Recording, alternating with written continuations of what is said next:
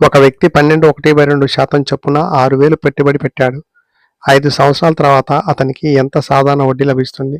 సాధారణ వడ్డీ formula simple interest equal PTR/100.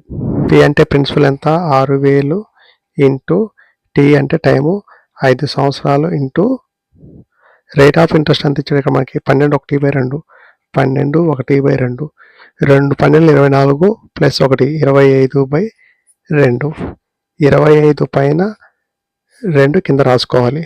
100 into ఈ 2 సున్నాలకి ఈ 2 సున్నాలు క్యాన్సిల్, 2 1లు 2 30లు.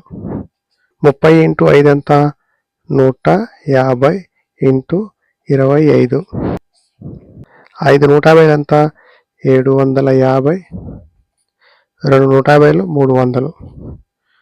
3750. ఆన్సర్ 3750.